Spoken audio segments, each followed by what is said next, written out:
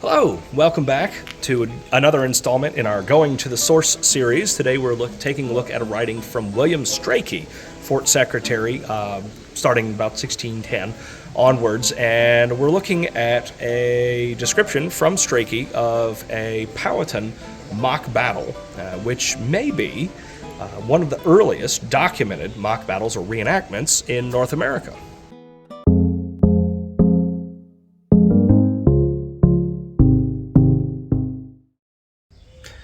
So what we're looking at today is an account from William Strachey of a mock battle from the Powhatan's perspective, essentially demonstrating for the English. Now, we talk about this as potentially the first written account of a mock battle. This is clearly not the first time that these folks have done this. They've been doing this for a long time. This is the first time the English get to experience it, and this is potentially the first time that a European is getting the opportunity to observe and record such a thing. And essentially what we've got going on is a battle reenactment, if you will. So let's take a look at William Strachey's description and see what he has to say about it. Having painted and disguised themselves in the fairest manner they could devise, they divided themselves into two companies, well near 100 in a company. The one company called the Monicans, the other Powhatans. Either army had their captain. These, as enemies, took their stands, a musket shot one from another, and ranking themselves 15 abreast, each rank from 4 or 5 yards from the other, not in file, but in the openings betwixt their files, so as the rear should shoot as conveniently as the front. Having thus pitched their field from either part when a messenger with conditions, that whosoever were vanquished, such as escaped upon their submission or coming in, though 2 days after, should live, but their wives and children should be prize for the conquerors. The messengers were no sooner returned, but they approached in their orders, on each flank a sergeant, and in the rear an officer for lieutenant, all duly keeping their ranks, yet leaping and singing after their customed tune which they use only in wars. Upon the first flight of arrows, they gave much horrible shouts and screeches as so many infernal hellhounds. When they had spent their arrows, they joined together prettily, charging and retiring, every rank seconding the other. As they got advantage, they catched their enemies by the hair of the head, and down he came that was taken. His enemy with a wooden sword seemed to beat out his brains, and still they crept to the rear to maintain the skirmish. The Monicans decreasing, the Powhatans charged them in form of a half moon. They, unwilling to be enclosed, fled all in a troop to their ambuscados, on whom they led them very cunningly.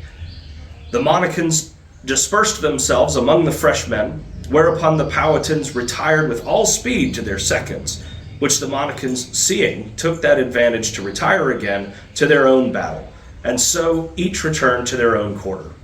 All their action, voices, and gestures, both in charging and retiring, were so strange to the height of their quality and nature, that the strangeness thereof made it seem very delightful. So, what are we actually getting from William Strachey here? He's describing for us what is essentially, again, a battle reenactment that the Powhatan have put on for the benefit of the English. He's describing these folks, splitting themselves into two groups. They all know each other, they're family and friends and that sort of thing, but they've split into these two groups, about 100 on each side. One is kind of playing the home team. They've called themselves Powhatans. The other is now, acting as their mortal enemies, the Monicans. And they get themselves arranged in their battle formations and demonstrate for the English the manner of their combat. They get themselves set up in two ranks.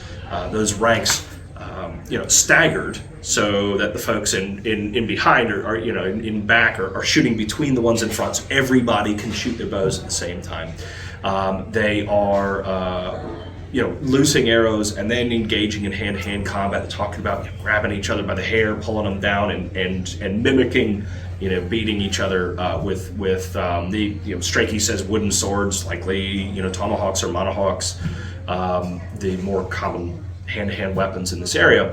And what I find most fascinating personally is he then describes the casualties, the folks who have been killed are kind of quietly sneaking back around to the back and kind of filling back into the back ranks. So they're sort of recycling, keeping this combat going, which is something we very commonly see in modern reenactments.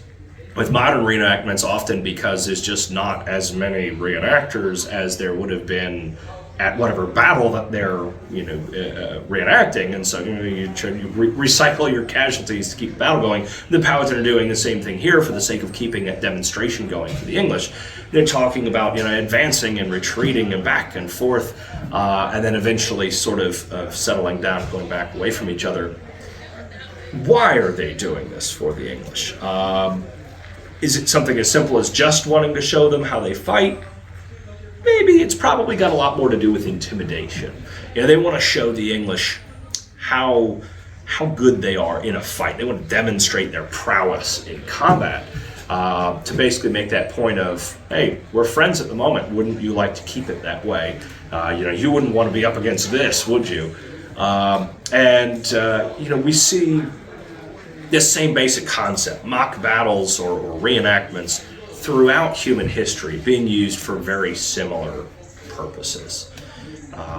We see, as far back as, the Roman Empire, the Colosseum being used to stage historical battles, between the Romans and the Carthaginians, sort of telling the peoples their own histories, even flooding the whole thing and to do mock naval battles. And so very typical sort of tradition with, again, these traditions of mock battles and reenacting. Why do we do it today? Hundreds, thousands of years later, why are we still doing it today? Certain amount of entertainment value, certainly, but also, education and training.